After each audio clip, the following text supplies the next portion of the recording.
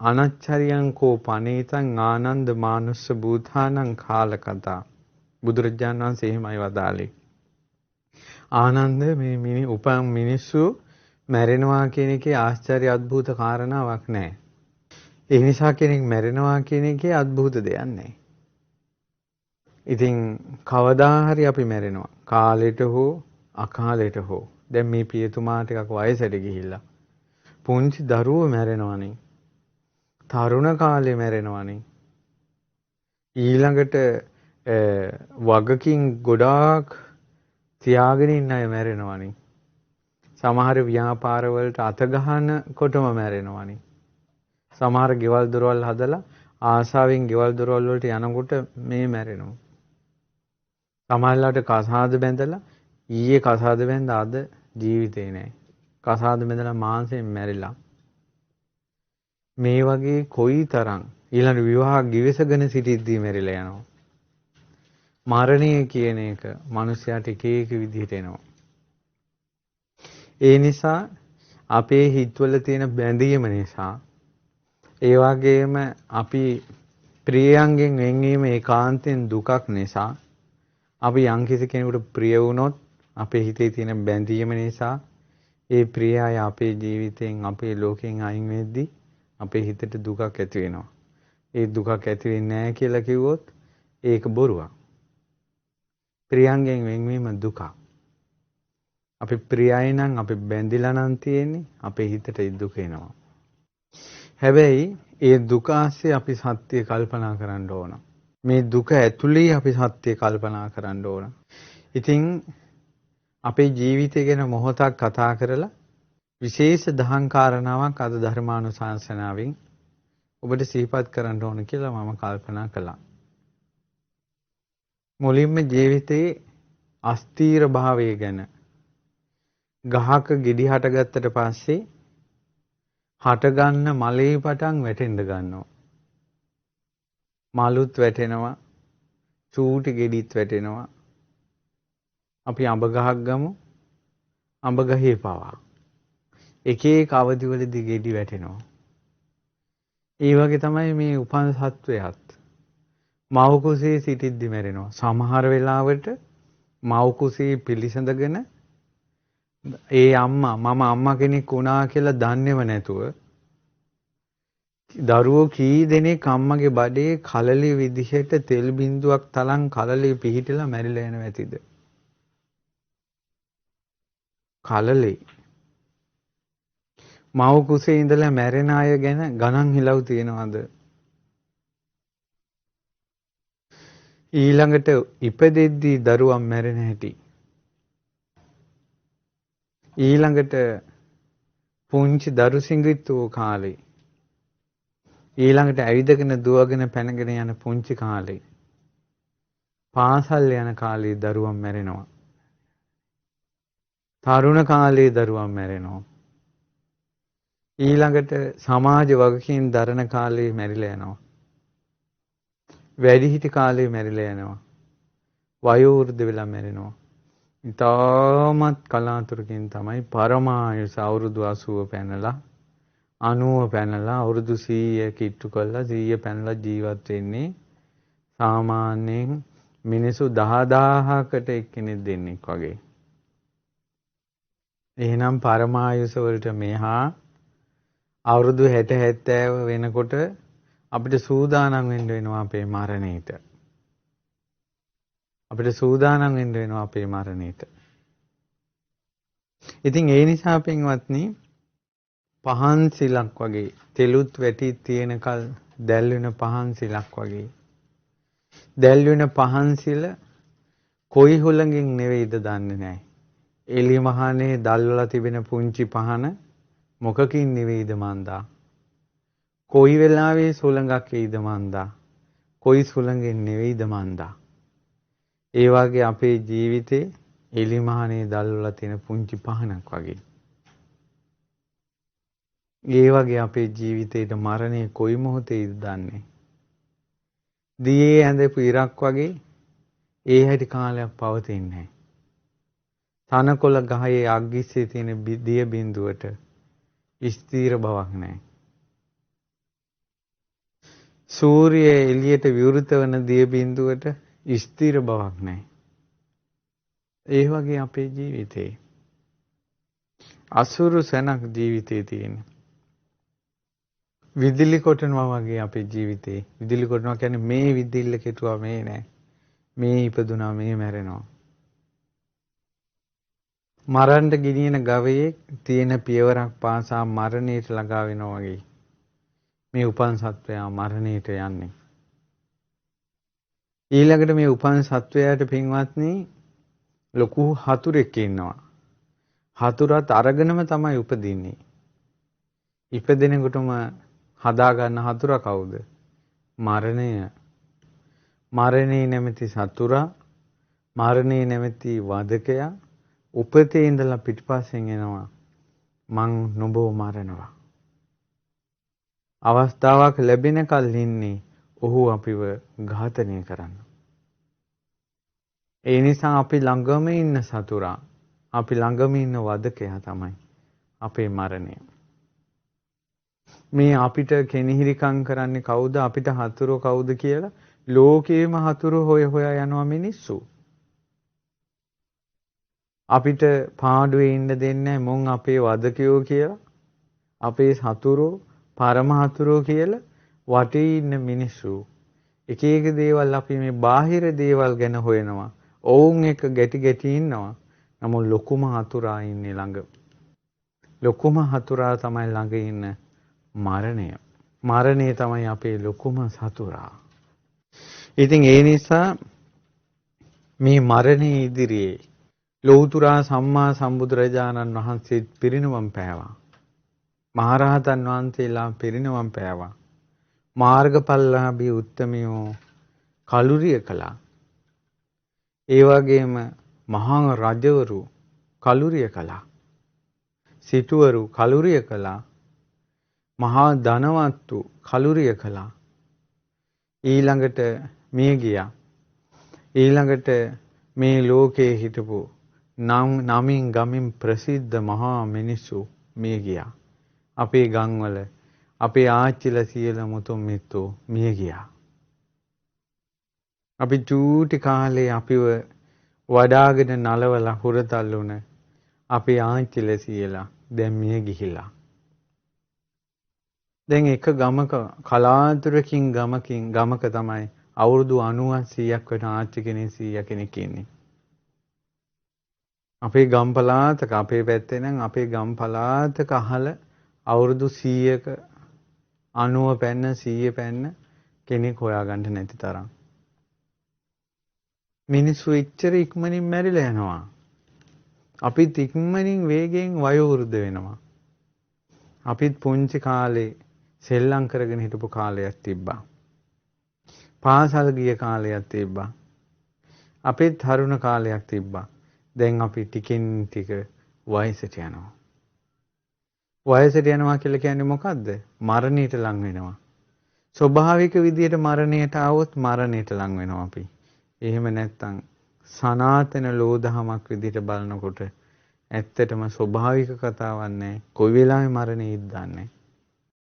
ඉතින් මේ ගැන පින්වතුනි අපි කල්පනා කරනකොට මට මිලින්ද ප්‍රශ්නේ තියෙන උතුම් දහම් කාරණාවක් මතකයට ආවා.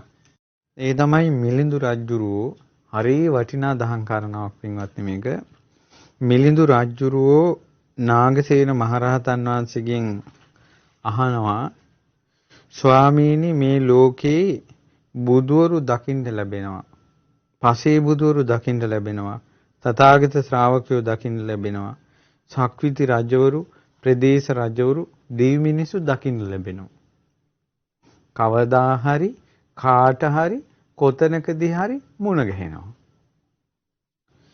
ධනවත් අය, දිලිඳු අය, යහපත් අය, වැරදි අය, ස්ත්‍රී පුරුෂයන්, ස්ත්‍රී පුරුෂ නිමිති මාරුවන අය, නපුංසකයන් මේ වගේ ලෝකේ මිනිස්සු දකින්න ලැබෙනවා.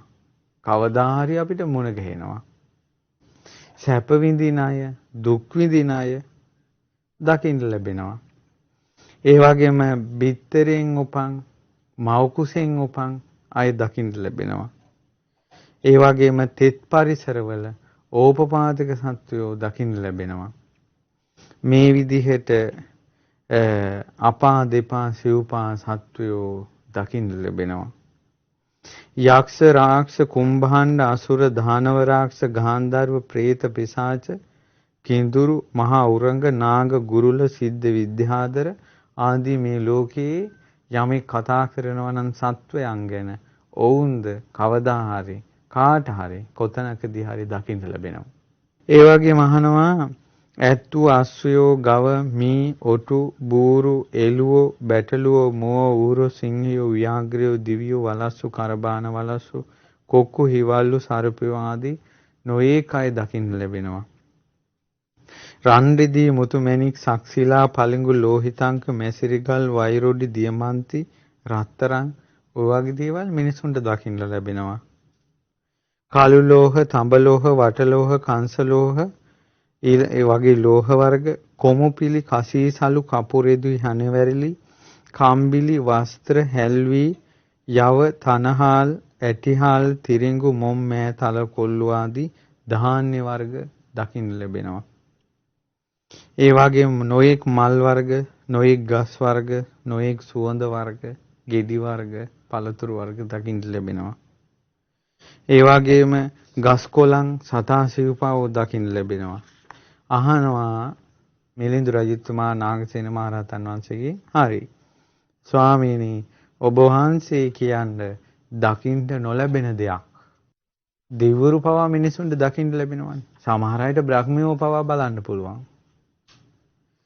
කිසිම විදිහකින් දකින්න බැරි දෙයක් ගැන කියන්න කිව්වා. ඒ කියන්නේ නිවන ගැන කිව්වොත් සම්මා සම්බුදුරජාණන් වහන්සේලා නිවන් දැක්කා. රහතන් වහන්සේලා නිවන් දැක්කා. නිවන කියන එක අත්විඳා. දැන් අහන්නේ එහෙම නෙවෙයි. එහෙ වාගේ නැති දෙයක් කියන්න. අත්දකින්න බැරි, ලබන්න බැරි කිසිම කෙනෙකුට ලබා ගන්න බැරි වෙච්ච දෙයක් කියන්න කිව්වා. ඊට පස්සේ කියනවා මහරජාණනි කරුණු තුනක් තියෙනවා ඒක දකින්න බෑ. බුදු කෙනෙකුටවත් ඒ කරුණු තුන දකින්න බෑ. පුදුම නැද්ද ඒ කාරණාව? සියල්ල දන්නා වූ සියල්ල දක්නා වූ බුදුරජාන් වහන්සේටවත් මේ කරුණ තුන දකින්න බෑ.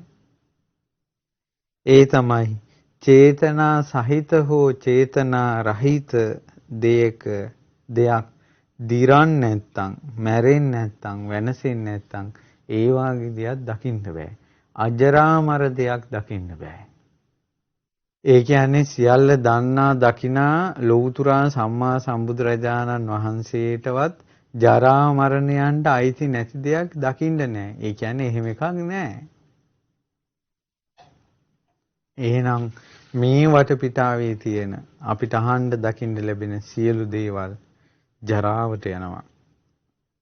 නැසී යනවා, වෙනසී යනවා, මරණයට යනවා. ඔය පළවෙනි එක තමයි අජරාමර කිසිවක් දකින්න නෑ. ඊට පස්සේ අහනවා දෙවෙනි කාරණාව තමයි එකිනෙකාට උපකාර වශයෙන් හටගත්. ඒ කියන්නේ හේතු ප්‍රත්‍යයෙන් හටගත් මේ සංස්කාර ධර්මයන්ගේ නিত্য ස්වභාවයක් දකින්න බෑ. ලෞතර බුදුරජාණන් වහන්සේ අනිත්‍යයි කියලා දැක්කා මිසක් නිට්ටයයි කියලා දැක්කේ නෑ. මේ ලෝකේ නිට්ටයයි කියලා දකින්න දෙයක් නෑ. එහෙනම් මේ ලෝක සත්‍යය මේවා නිට්ටයයි කියලා දැක්කට මේවා ස්ථිරයි කියලා හිතුවට ඒක අවිද්‍යාව මිසක් සත්‍ය නෙවෙයි. ඒක ඔවුන්ගේ බොරු දැක්මක් මිසක් සත්‍ය දැක්මක් නෙවෙයි. ඒක ඔවුන්ගේ මිත්‍යාව මිසක් සත්‍ය නෙවෙයි. මේ ලෝකේ සියල්ලම අනිත්‍යයි. එහෙනම් නිට්ටය වශයෙන් දකින්න බෑ. ඊළඟ එක තමයි පරමාර්ථයක් වශයෙන් නුවණින් ගලපා බලද්දී මේ ජීවිතෙන් ජීවිතයට යන සත්වයේ දකින්න නෑ. ඒ වචනේ අද අපි සාමාන්‍යයෙන් භාවිතා කරන්නේ ආත්මය කියලා. ඒ නිසා මේ සත්වයා සාදු සාදු සාදු නමස්කාර වේවා බුදුරු සැමදා බුදු හිමි සරණ යමි. නමස්කාර වේවා ධම්රුවනට සැමදා සදහම් සරණ යමි. නමස්කාර වේවා සංඝරුවනට සැමදා මහා සංඝ සරණ යමි. නමස්කාර වේවා තුනුරුවනට සැමදා තිසරණ සරණ යමි. සාදු සාදු සාදු. අපගේ පරම පූජනීය ගුරු දේවෝත්තම කල්යාණ මිත්‍ර පින්වත් ලොකු ස්වාමීන් වහන්සේට නමස්කාර වේවා. සාදු සාදු සාදු. ශ්‍රද්ධාවන්ත පින්වත්නි, අද දවසේ ශේෂයෙන් මේ ධර්ම දේශනාව මේ විදිහට පටිගත කරලා මේ විදිහට ඔබට ශ්‍රද්ධා රූපවාහිනියෙන් විකාශනය කරවන්නට දායකත්වයේ දරන්නේ නීතිඥ පින්වත් නිලන්ත කුමාරගේ මහත්මයා. විශේෂයෙන් සාදු සාදු සාදු. නමස්කාර වේවා බුදුරුවනට සැමදා බුදු හිමි සරණ යමි. නමස්කාර වේවා ධම්රුවනට සැමදා සදහම් සරණ යමි. නමස්කාර වේවා සංඝරුවනට සැමදා මහා සංඝ සරණ යමි. නමස්කාර වේවා තුනුරුවනට සැමදා තිසරණ සරණ යමි. සාදු සාදු සාදු. අපගේ පරම පූජනීය ගුරු දේවෝත්තම කල්යාණ මිත්‍ර පින්වත් ලොකු ස්වාමීන් වහන්සේට නමස්කාර වේවා. සාදු සාදු සාදු. ශ්‍රද්ධාවන්ත පින්වත්නි, අද දවසේ ශේෂයෙන් මේ ධර්ම දේශනාව මේ විදිහට පටිගත කරලා මේ විදිහට ඔබට ශ්‍රද්ධා රූපවාහිනියෙන් විකාශනය කරවන්නට දායකත්වයේ දරන්නේ නීතිඥ පින්වත් නිලන්ත කුමාරගේ මහත්මයා. විශේෂයෙන් ඒ වගේම ගෙවල් පෙරලි යන්න තරම් මහා සුලි කුණාටු වෙනවා. කාලයක් එනවා හුලම් පොදක් නැතුව වටාපතෙන් හුලම් ගහ ගන්න වෙනවා. මේ බලන්න සියල්ලේ අනිත්‍ය. සීතල කාලේ එනවා, උණුසුම් කාලේ එනවා. මේ ඔක්කොම අනිත්‍යයි. වෙනස් වී යනවා. ඒවා අපිව යට කරගෙන යන්න තරම් නිന്ദා, අපහාස, උපහාස, තාඩන, පීඩන, වද බන්ධන එක පිට එක එනවා. ඒ සියල්ල අනිත්‍යයි. අපිට ප්‍රශංසා කර කර අපේ කීර්තිය දසත පැතිරී යන කාල එනවා. ඒ කාලත් අනිත්‍යයි. සැප දුක ඒ සියල්ල අනිත්‍යයි. අපිව සියලු දෙනා අපිව පිරිවරාගෙන එයාලගේ නායකයා බවට අපිත් එක්ක කතා කර කර ඉන්නවා. නමුත් තමා තනි වෙන දවසකුත් එනවා. ඉතින් මේ විදිහට මේවා කල්පනා කරලා තිබුණොත් එහෙම මේ අනිත්‍ය වූ ලෝකේ වෙනස් වෙද්දී හිත හදා ගන්න පුළුවන්. නැත්තම් අපේ හිතට දුකේන එක වළක්වන්න බෑ. ඒ නිසා බුදුරජාණන් වහන්සේ වදාලා මේ අෂ්ටලෝක ධර්මයේදී උපන් සත්වයාට මේක උරුමයි කියලා සත්‍ය කල්පනා කරන්න කියලා. අනිත්‍ය කල්පනා කරන්න කියලා. මේ සකල ලෝකේ අවබෝධ කරගත්ත තුන් ලෝකෙට අසහාය ශාස්ත්‍රුන් වහන්සේ පවා පිරිනිවන් පෑවා. අද ඉතිරිලා තියෙන ධාතුන් වහන්සේලා විතරයි. ඒ ධාතුන් වහන්සේලාත් පිරිනිවන් පාන දවසක් එනවා. සම්බුදු බවට සෙවන සලසාලු ජයසිරි මහා බෝධීන් වහන්සේගේ පරම්පරාව දැන් වැඩ ඉන්නවා. ඒ බෝධීන් වහන්සේලාත් අපවත් වෙන දවසක් එනවා. රහතන් වහන්සේලා පිරිනිවන් පෑවා. ඒ ධාතුන් වහන්සේලාත් අතුරුදහන් වෙන දවසක් එනවා. එදා 96 කෝටියක් මහරහතන් වහන්සේලාගේ පිරිත් හඳ මැද්දේ මුල්ගල් තැබූ රුවන්වැලි මහසෑයත් ගරා වැටුණා නෙව පින්වත්නි. දිනෝ 10 කෝටි ගාණක් වඳින රුවන්වැලි මහසෑයේ කාලයක් තිබුණනේ රජු කිපිලා රුවන්වැලි සෑ මළුවේ උඳු වැපුරුවා. උඳු වැපුරුවා. ශ්‍රද්ධාවන්තයන්ගෙන් පිරී ගිය අනුරාධපුරය සතුරන්ගෙන් පිරී ගියා. සෑය විහෙර විහාර කැඩුවා.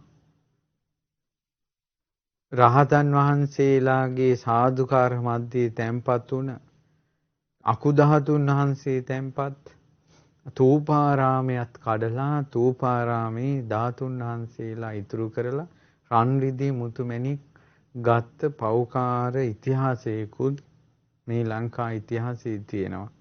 ඒ වාගේ විහෙර විහාරවලටත් අව්‍යායුධ එසෙව්වා නම් මේ කුණු කයක් ගැන කවර කතාවද? ඒ සියල්ල නැසී වෙනසී යනවා.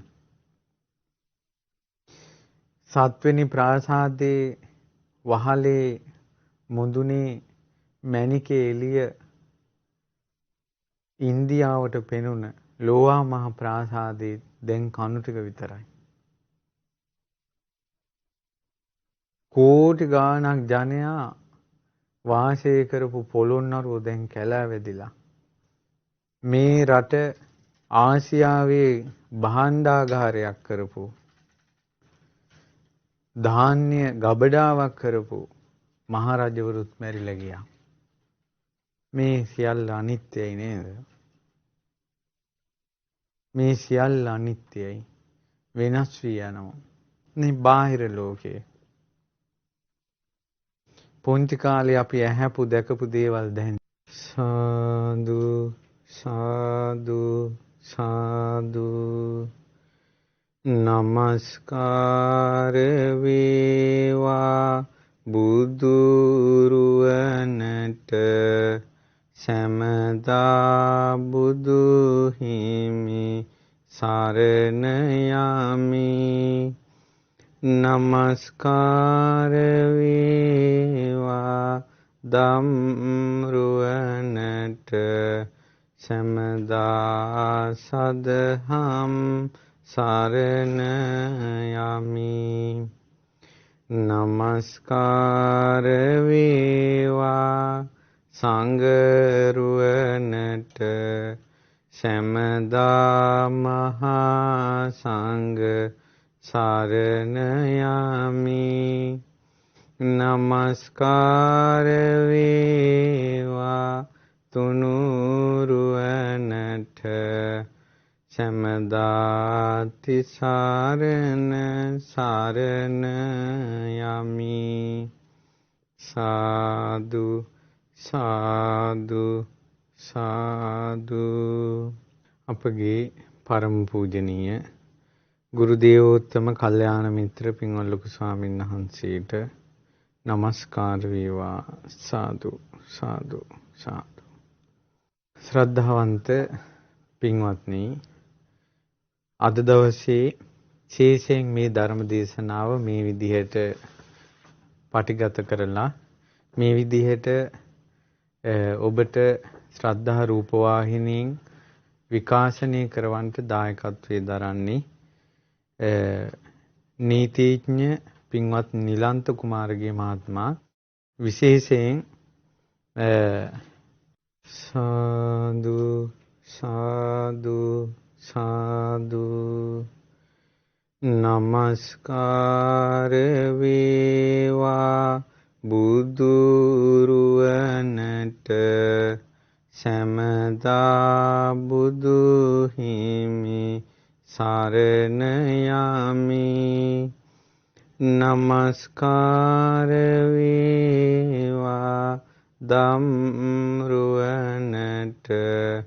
සමදා සදහම් සරණ යමි නමස්කාර වේවා සංඝරුවනට සමදා මහා සංඝ සරණ යමි නමස්කාර වේවා තුනුරුවනට සමදාති සරණ සරණ යමි සාදු සාදු සාදු අපගේ පරම පූජනීය ගුරු දේවෝත්තම කල්යාණ මිත්‍ර පින්වත් ලොකු ස්වාමීන් වහන්සේට නමස්කාර වේවා සාදු සාදු සාදු ශ්‍රද්ධාවන්ත පින්වත්නි අද දවසේ ශේෂයෙන් මේ ධර්ම දේශනාව මේ විදිහට පටිගත කරලා මේ විදිහට ඔබට ශ්‍රද්ධා රූපවාහිනීන් විකාශනය කරවන්නට දායකත්වයේ දරන්නේ නීතිඥ පින්වත් නිලන්ත කුමාරගේ මහත්මයා විශේෂයෙන් 2021 ජූනි මාස 15 වෙනි දින මිය පරලොව ගිය දඹදෙණිය දෑතව පහළගම පදිංචිව සිටි කුමාරගේ සුනිල් පියසේන මහතාට පින් අනුමෝදන් කරන්න තමයි අද මේ ධර්ම දේශනාව සිද්ධ කරන්නේ. විශේෂයෙන් මේ ධර්ම දේශනාවෙන් රැස් වෙන පින් සුනිල් පියසේන මහත්මයාට අනුමෝදන් කරන්න බලාපොරොත්තු වෙනවා. බිරිඳ වන එන්.පී. විමලාවතී මහත්මියත් ඒ වගේම පුතණුවන් වන නීතිඥ නිලන්ත කුමාරගේ මහත්මයාත් ලේලිය වන වයි.ජී. සුනේත්‍රා කුමාරී ආපා මහත්මියත් මිනිපිරිය වන රිතුලී සාරණ්‍යා කුමාරගේ දියණිය විසින්. ඉතින් මේ සියලු දෙනාම බලාපොරොත්තු වෙන්නේ සුනිල් පියසේන මහත්මයාට පින් අනුමෝදන් කිරීම පිණිස. එතුමා මිය පරලොව ගියේ මීට දින කිහිපේ අස්තිර භාවය වෙනස් කරන්න කිසිවෙකුට බෑ කියලා. හිතේ රැව් පිළිරැව් දුන්නා. තමන්ගේ දරුවන්ගේ මිනි ගෙදෙට්ට ගෙනල්ලා පොලිමට මිනි ටික තියද්දී ඒ උපාසකයා හදවතින් hina වුණා. කඳුළු වැගිරුවේ නෑ. භාග්‍යතුන් වහන්සේ වදාළ ධර්මයේ සත්‍යයක් කියලා. එදා සාරිපුත්ත මහරහතන් වහන්සේ කිව්ව ධර්මයේ සත්‍යයක් කියලා. ඔහු දැක්කා. තමා අවබෝධ කරපු එක දැක්කා. වෙන් වෙන්න වෙන හැටි දැක්කා.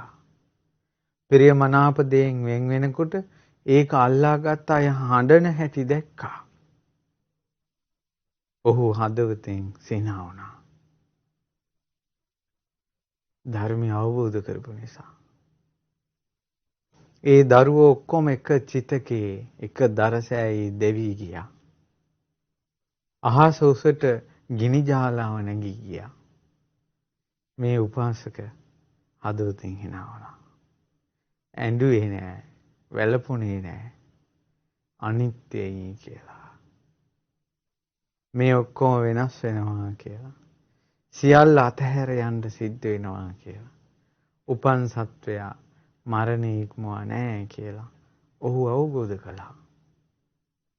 ඔහුත් ඔහුගේ ඇඹෙනියත් තනි වුණා. ඔහුත් ඔහුගේ ඇඹෙනියත් තනි වෙලා එකිනෙකාට උපකාර කරමින් ඔවුන්ගේ දුකටත් සැපටත් ඔවුන් දෙදෙනා පමණයි සිටියේ.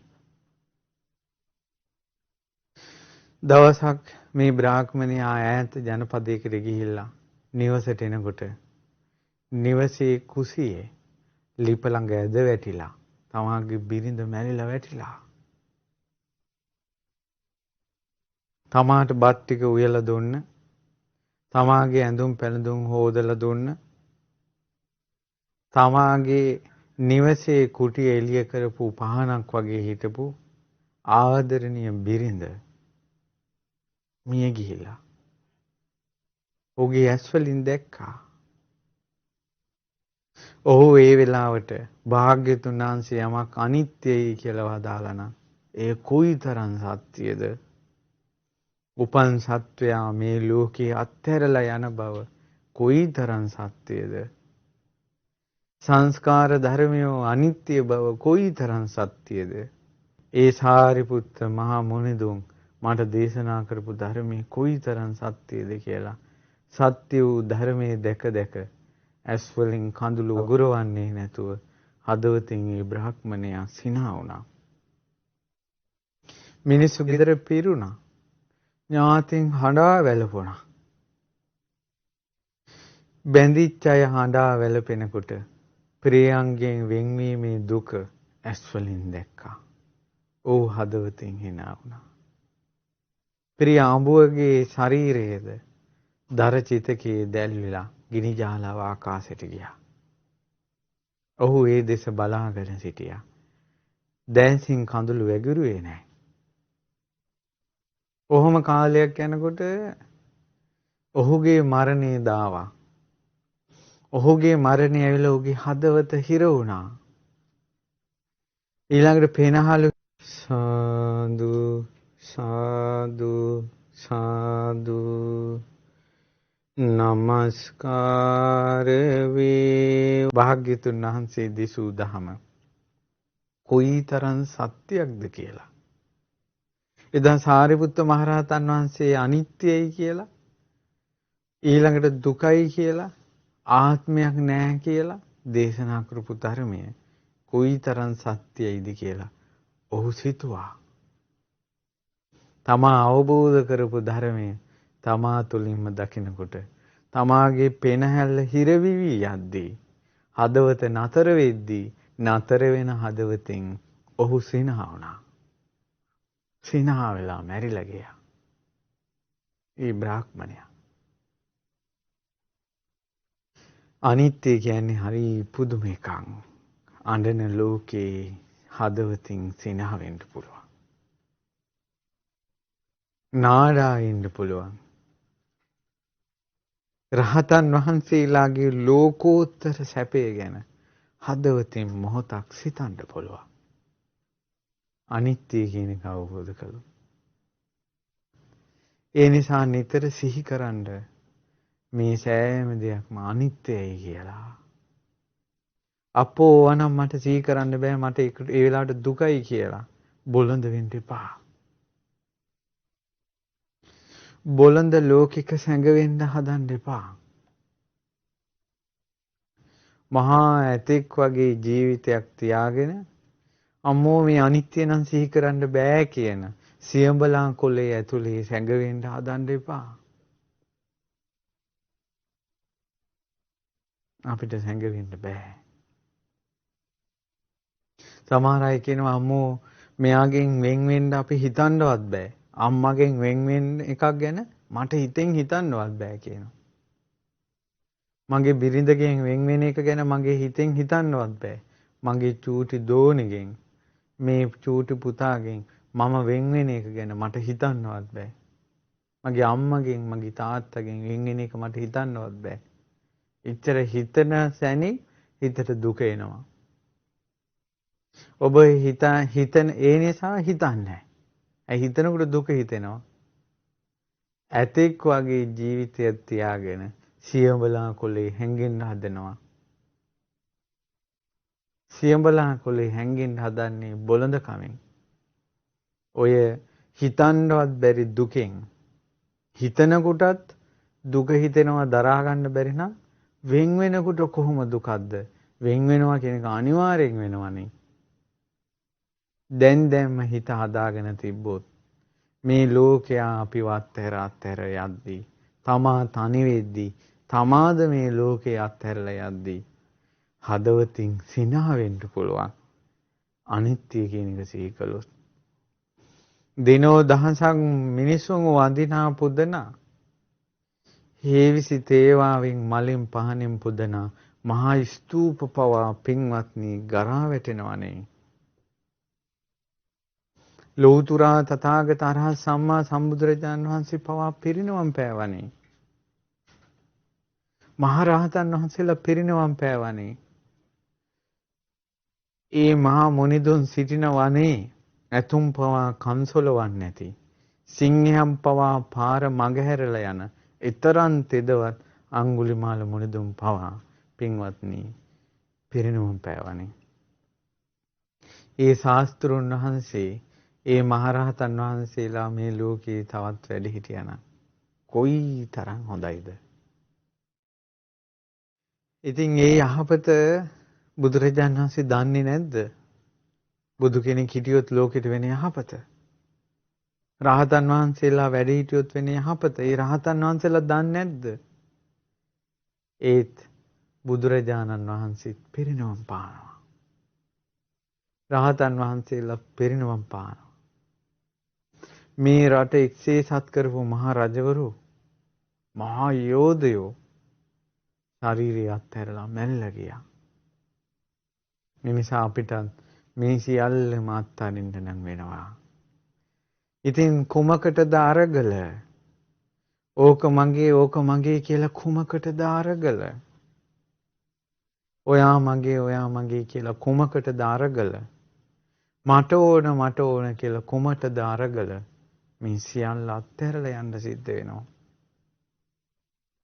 ඒ නිසා අපේ S2 ඉදිරි පිටම මිනිසුන් මැරෙද්දී ගලපලා බලන්න අපේ ජීවිතේට මමත් මැරෙනවා කියලා. මේ ලෝකේ ධනවත් ලෝකවල ගොඩනැගිලි විනාශ වෙලා යද්දී හිතන්න අපි ගොඩනගන දේවලුත් විනාශ වෙනවා කියලා. හැම දෙයක්ම සල්ලි වලින් කරන්න බෑ පින්වත්නි. අපි හිතනවා ඔය මිනිසුන්ට නම් සල්ලි තියෙනවා ඕන දෙයක් කරන්න පුළුවන්.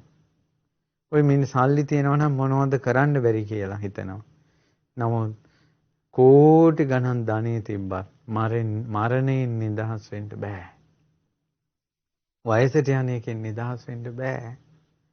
අනිත්‍යයෙන් නිදහස් වෙන්න බෑ. ඒ කියන්නේ අනිත්‍යයට යටත් වීමෙන් නිදහස් වෙන්න බෑ. අවබෝධ කිරීමෙන් පුළුවන්.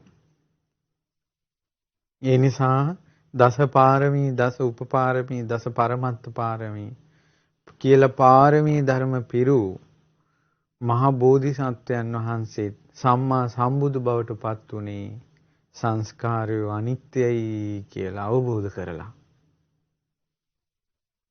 දුක් සහිතයි කියලා අවබෝධ කරලා. මගේ ආත්මය කියලා දෙයක් නැහැ කියලා අවබෝධ කරලා. සම්මෝහතක් හිතන්න. ගහක පිපෙනා වූ මල් පිපී පරවි වැටෙනා බව දන්න නිසා මල් පිපිලා පරවිලා වැටෙනකොට හිතට දුක නැහැ. ඇයි ඒවා එහෙම තමයි. ගස්වල ගෙඩි හැදිලා ඉදිලා වැටෙනකොට හිතට දුක නැහැ. ඇයි අපි දන්නවා ඒක එහෙම තමයි. වැස්සක් ඇවිල්ලා ගංගා පිරීලා ගලාගෙන යද්දී හිතට දුක නැහැ. අපි දන්නවා ඒක එහෙම තමයි කියලා. උදේට හිරු නැගලා හවසට බැසගෙන යනකොට හිතට දුක නැහැ. අපි දන්නවා ඒක එහෙම තමයි කියලා. සඳ නැඟ බැසී යද්දී හිතට දුක නැහැ. අපි දන්නවා ඒව එහෙම තමයි කියලා. අපි දන්නවා ඒක එහෙම තමයි කියලා. සූලඟක් ඇවිල්ලා ගස් කොළන් වැනී යද්දී අපි දන්නවා ඒව එහෙම තමයි කියලා. හිතට දුක නැහැ. ඒ වුණාට අපි මැරෙනකොට දුකයි. වයසට යනකොට දුකයි. ලෙඩ වෙනකොට දුකයි. ප්‍රියයන්ගෙන් වෙන් වෙනකොට දුකයි. කැමති දේ නොලැබෙනකොට දුකයි. ඇයි මේ දුක උපදින්නේ? අර ගහක් කොළක් ගැන හිතන විදිහටවත් අපි අපේ ජීවිතය ගැන හිතලා නැති නිසා. උපන් සත්වයා වයසට යනවා කියලා නිතර නිතර හිතුවනම් කෙස් පැහෙද්දී, හමරලි වැටෙද්දී, දත් වැටෙද්දී, අතපය වාරු නැති වෙද්දී දුක හිතෙන්නේ නැහැ. උපන් සත්වයා ලෙඩ වෙනවා කියලා හිතුවනම් කොරෝනා නෙවෙයි මොන රෝගය ආවත් දන්නවා උපන් සත්වයා ලෙඩ වෙනවා කියලා. ප්‍රියංගෙන් වෙන්වීම දුකක් කියලා. ඊළඟට මරණය දුකක් කියලා. අප්‍රියං හා එක්වීම දුකක් කියලා. මේ පංච උපාදානස්කන්ධේ දුකක් කියලා. සිහි කළා නම් මේ සංස්කාරය අනිත්‍යයි කියලා සිහි කළා නම් මේ හැම දෙයක්ම අතහැරලා යන්න වෙනවා කියලා සිහි කළා නම් මගේ ආත්මය කියලා අල්ලගන්න කිසි දෙයක් මේ ලෝකේ නෑ කියලා සිහි කළා නම් මේවා වෙනස් වෙද්දී දුක හිතෙන්නේ නෑ. මල් ගහක් ගැන හිතන විදිහටවත් ජීවිතය ගැන හිතලා නෑ මිනිස්සු.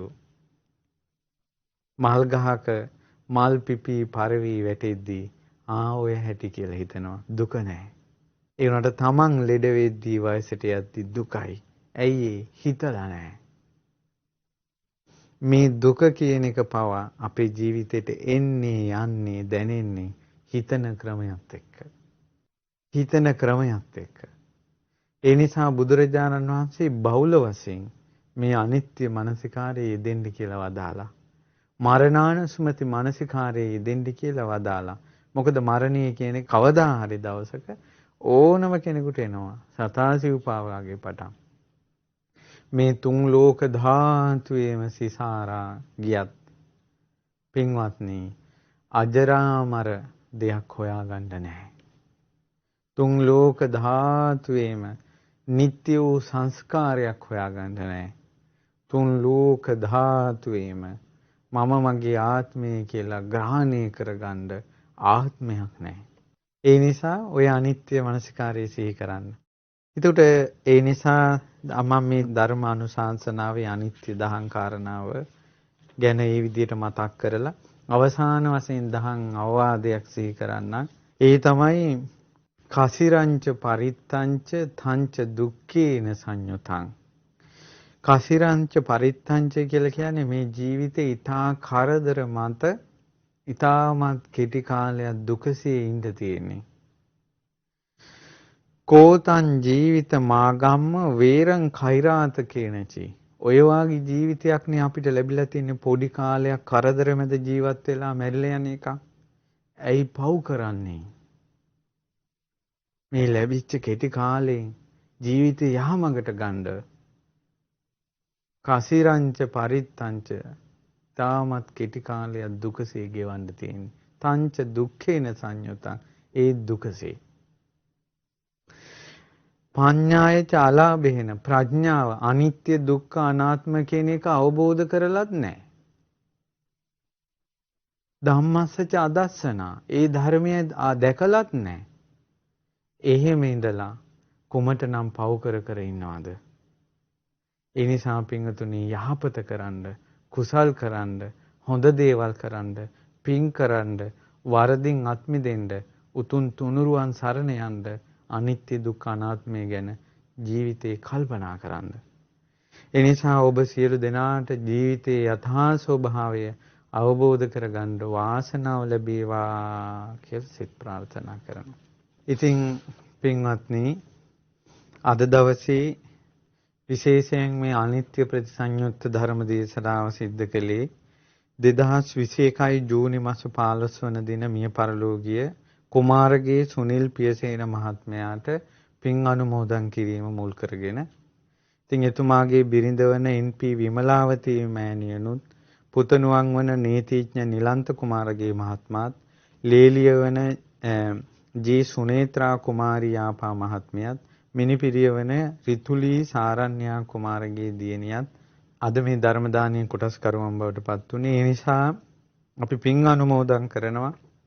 අනිත්‍ය ප්‍රතිසංයුක්ත ධර්ම දේශනාව සිද්ධ කිරීමෙන් රැස් කරගත් පින් බලයෙන් මේ ධර්ම දානීය පින් බලයෙන් ඒ වගේම නිලන්ත මහත්මයා සංඝයාට බොහෝම ආදරෙන් ගෞරවයෙන් උපස්ථාන කරන ශ්‍රද්ධාවන්ත උපාසකෙක්. ඒ නිසා ඒ පින්වතුන් නිරන්තරයෙන් රැස් කරගන්නේ සියලු පින් බලය මිය පරලෝකීය සුනිල් පියසේන මහත්මයාට අනුමෝදන් වෙත්වා කුමාරගේ සුනිල් පියසේන පියාණන්ට මේ පින් බලයෙන් පරලෝ යහපත වේවා සත්පුරුෂ ඇසුර වේවා සසර දුකින් නිදහස් වෙන්න වාසනාව ලැබේවා. සියලු දෙවියෝ මේ පින් අනුමෝදන් වී මේ සියලු දෙනා දැහැමින් රැකගනිත්වා. ඒ වගේම පරම පූජනීය ගුරු දේවෝත්තම පින්වත් ලොකු ස්වාමීන් වහන්සේටත් ඒ වගේම පින්වත් අලුදෙණියේ සුබෝධි ස්වාමීන් වහන්සේටත් මහමෙවුනා වාසී සියලු ස්වාමීන් වහන්සේලාටත් ලක්වැසි ලෝවැසි පිළිවෙත් පුරන සංගරුවනටත් මේ පින් අනුමෝදන් වෙත්වා. අනගාരികා මෑණිවරුන්ට පැවිදි අපේක්ෂක දූපුතුන්ට මේ පින් අනුමෝදන් වී සනාතන ලෝ දහම අවබෝධ කරගෙන සසර දුකින් නිදහස් වෙන්න වාසනාව ලැබේවා. ඒ වගේම දඹදෙණිය දෑතව පහළගම පදිංචි පින්වත් නීතිඥ නිලන්ත කුමාරගේ මහත්මයා, ඒ වගේම වයිජී සුනේත්‍රා කුමාරී යාපා මහත්මිය, රිතුලි සාරණ්‍යා කුමාරගේ දියණියත්, ඒ වගේම දයාබර මෑණියන් වන MP විමලාවති මෑණියන්ටත් මේ පින් අනුමෝදන් වේවා. නිදුක් නිරෝගී සුව දීර්ඝායුෂ යහපත සැනසෙල්ල වේවා. සියලු රෝග දුරින්ම දුරු වේවා. කරදර බාධක දුරින්ම දුරු වේවා. සසර දුකෙන් නිදහස් වෙන්න ජීවිතයේ යථා ස්වභාවය අවබෝධ කරගන්න වාසනාව ලැබේවා. ඒ වගේම කොරෝනා රෝගයෙන් රෝගාතුරව සිටින සියලු දෙනා ඉක්මනින් නිදුක් නිරෝගී සුව ලබත්වා. ලෝක ව්‍යසන වසංගතයක් වන මේ කොරෝනා වසංගතය දුරින්ම දුරු වේවා. බුද්ධානුභාවයෙන් ධම්මානුභාවයෙන් සංඝානුභාවයෙන් අඟුලිමාල මහා සෑයේ රම්මැලි මහා සෑයේ ආනුභාවයෙන් ජයසිරි මහ බෝ සමිඳුගේ පිහිටෙන් සියලු දෙනාට සෙත් වේවා. අනිත්‍ය වශයෙන් දුක් වශයෙන් අනාත්ම වශයෙන් ජීවිතය යථා ස්වභාවය අවබෝධ කරගන්න ඔබ අපට වාසනාව ලැබේවා. තිරුවන් සරණයි. නමෝ බුද්ධාය.